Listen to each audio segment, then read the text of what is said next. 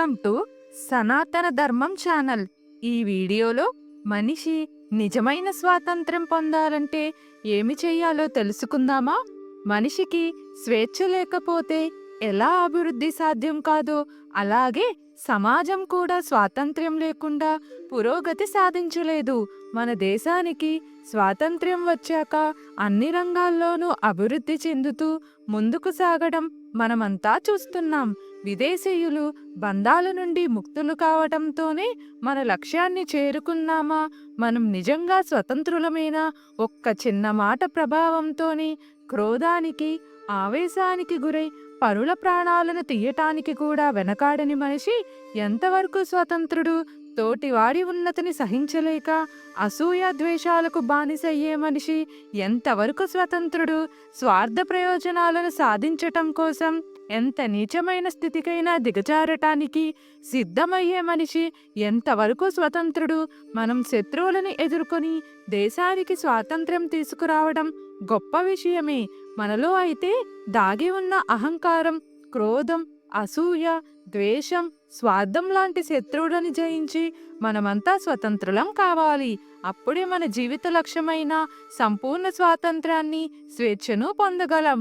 ఈ లోకంలో క్రిమికీటకాల నుంచి ఉన్నతమైన మానవుని వరకు తెలుసో తెలియకో అంతా ప్రయత్నిస్తున్నది ఆ సంపూర్ణ స్వాతంత్రం కోసమే.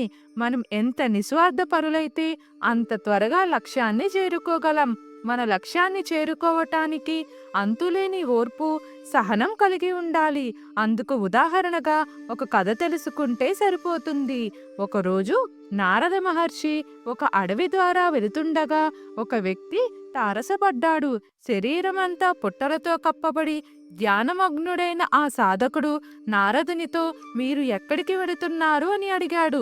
నేను స్వర్గానికి వెళుతున్నాను అని నారదుడు సమాధానం చెప్పాడు. నేనెప్పుడు ముక్తిని పొందగలనో భగవంతుణ్ణి అడగండి అని అన్నాడు. ఆ వ్యక్తి నారదుడి ముందుకు వెళుతుండగా మరో వ్యక్తి తారసపడ్డాడు.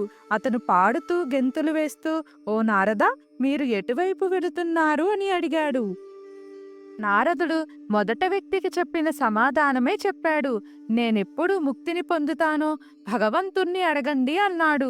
కొంతకాలం తర్వాత నారదుడు మరలా అదే మార్గంలో రావటం జరిగినది. మొదటి వ్యక్తి, నారద, భగవంతుడు నా గురించి ఏమని చెప్పాడు అని ఆతృతగా అడిగాడు. నీకు మరో 4 జన్మల్లో ముక్తి లభిస్తుందని భగవంతుడు చెప్పాడు అని నారదుడు అన్నాడు. ఆ వ్యక్తి బాధతో, ముక్తి కోసం ఇంకా 4 జన్మలు వేచి ఉండాలా అని అన్నాడు. రెండవ వ్యక్తి కూడా నారదునికి అదే ప్రశ్న వేశాడు. సమాధానంగా, ఈ చింత చెట్టు మీద ఎన్ని ఆకులైతే ఉన్నాయో అన్ని జన్మల తర్వాత నీకు ముక్తి లభిస్తుందని భగవంతుడు చెప్పాడు. ఇలా ఆ వ్యక్తి, నేను ఇంత తక్కువ సమయంలో ముక్తిని పొందగలనా? భగవంతుడు ఎంత కరుణామయుడు అని ఆనందంతో నృత్యం చేశాడు. అప్పుడు వత్స, నీకు ఈ క్షణమే ముక్తిని ప్రసాదిస్తున్నాను అని దివ్యవాణి వినిపించింది. ఈ రెండవ వ్యక్తిలా మనం కూడా సహనాభావాన్ని అలవరుచుకున్నప్పుడే ఉన్నతమైన స్థితిని చేరుకోగలం. అనంతమైన సహనాన్ని, నిస్వార్థ స్వభావాన్ని అలమరుచుకుంటే సంపూర్ణ స్వాతంత్రాన్ని, ముక్తిని పొందగలం.